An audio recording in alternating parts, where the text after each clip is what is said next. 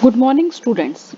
I am Dr. Monica Khetarpal, Associate Professor of Physics, Government Dungar College, Bikaner. Today I am going to deliver a lecture on superconductivity. This is a topic of MSc Final Physics.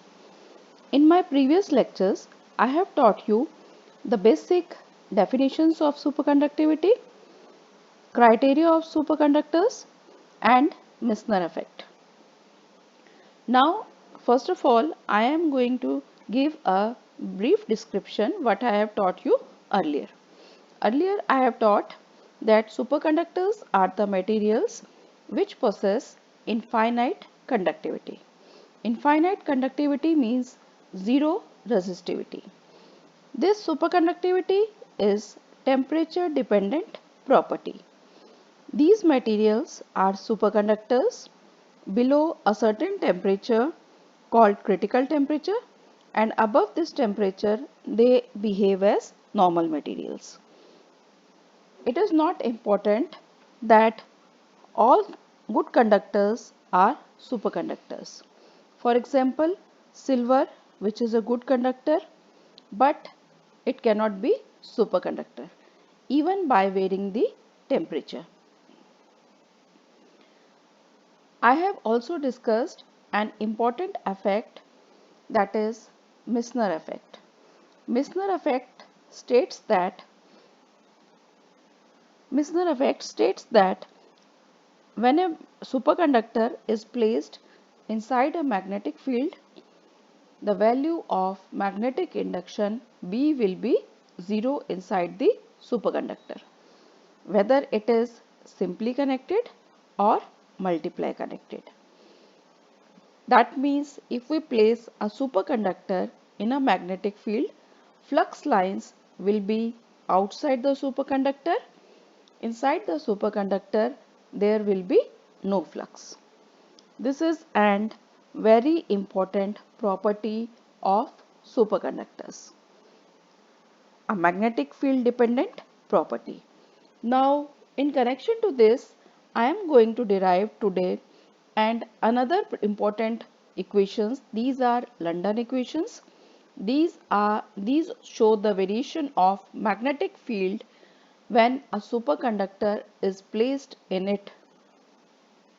This theory is based on two fluid model which was initially used for liquid helium.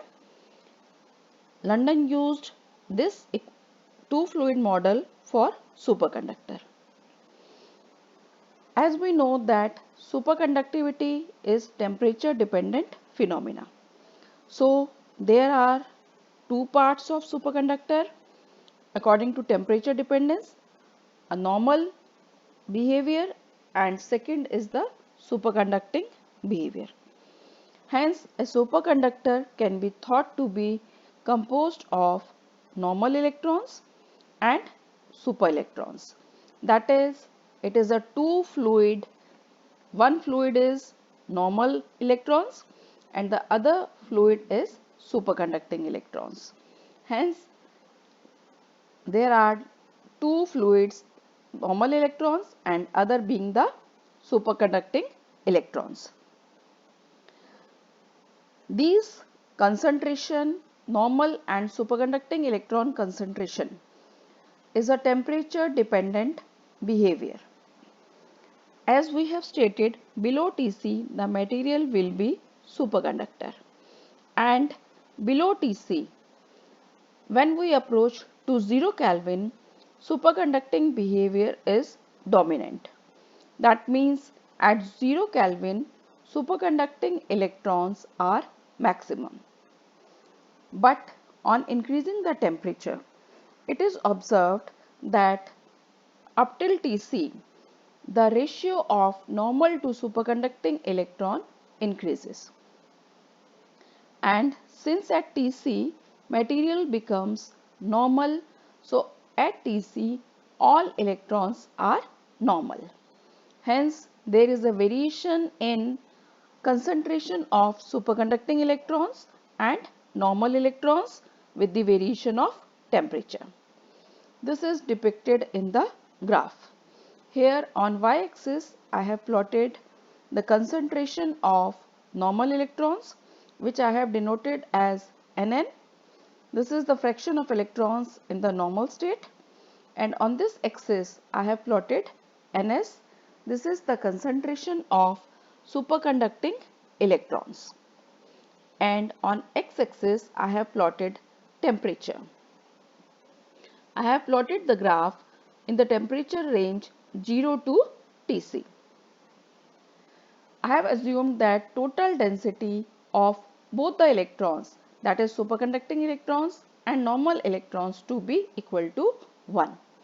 Hence, Nn plus Ns will be equal to 1 according to our assumption. Now, it is a temperature dependent property.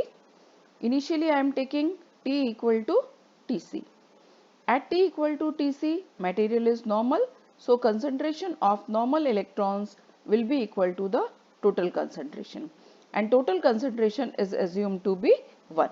Hence, Nn will be 1 and material is since normal, so density of superconducting electrons is 0. This is depicted in the graph. Here at Tc, the graph shown of Ns is equal to 0 and the graph shown of Nn show a maxima.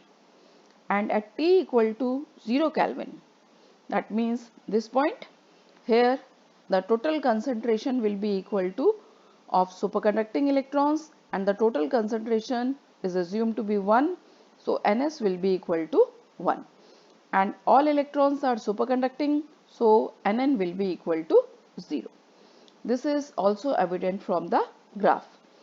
Here the graph starts from Nn equal to 0 and for Ns the graph is equal to 1, that is maximum. And in the temperature range 0 to Tc, both type of electrons have a contribution. Nn plus Ns both contribute, but the total concentration will be equal to 1. Since there are two types of electrons and electrons are the carrier of electrical current, so there will be electrical current in a superconducting material, but we know that because of superconducting electrons, the resistance offered to the flow of current is 0. Hence, all the current will be mainly because of these superconducting electrons. Hence, the normal electrons are ignored. Only the contribution of superconducting electrons will be taken. On the basis of this two fluid model, we are now going to derive two London important equations. For these London equations, we are taking our superconducting material to be placed inside an electric field. The electric field intensity is assumed here to be E. Using the equation of motion of superconducting electrons, which are accelerated by electric field E, the equation of motion is expressed as, this is the force, mass into acceleration. Acceleration is expressed as dvs upon dt, and the force in the electric field is QE. The charge of the electron is negative. This Q is expressed as minus C. So this first expression denotes the equation of motion of superconducting electrons in electric field. As I have already stated that normal electrons are ignored. So we have only used superconducting electrons. That's why this Vs is written. This Vs is the velocity of electrons. Now using the current density of superconducting electrons, Js as we know, Js is minus Ns E Vs. Now I am differentiating this expression. Differentiating this expression, here the variable is Vs, so we get dJs upon dt to be equal to this value.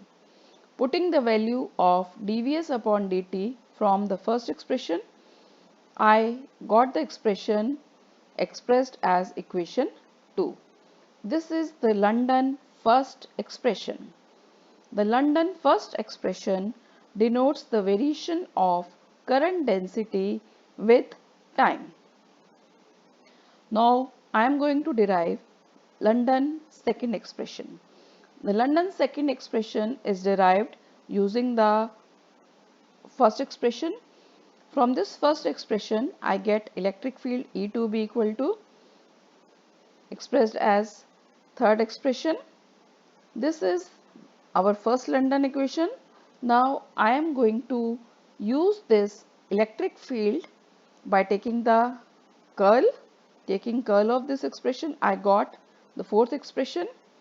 I am going to couple the London equation and Maxwell equation.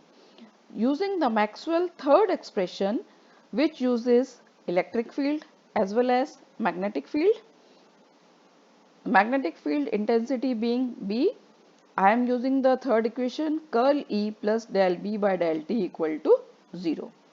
So coupling fourth expression with this Maxwell expression, I got this expression, which is here I have shown as equation 5. Differential with respect to time of a factor equal to 0.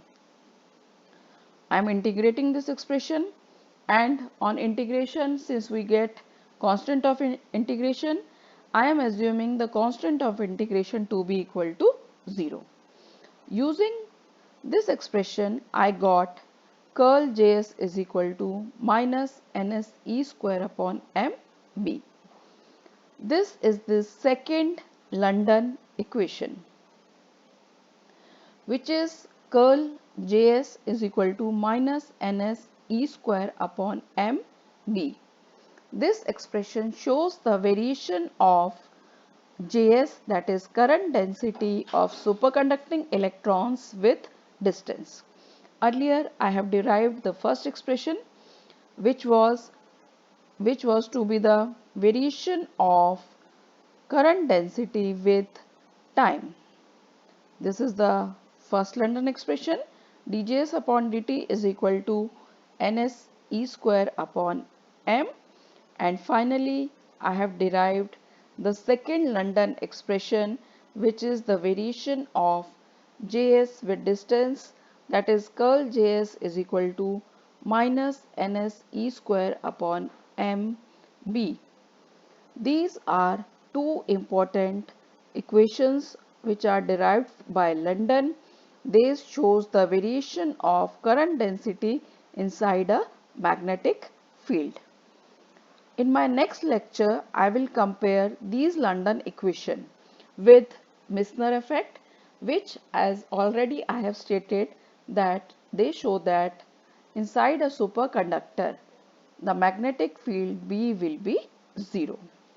I hope you must have understood what I taught you today. Thank you, students, for listening to me. Thanks a lot.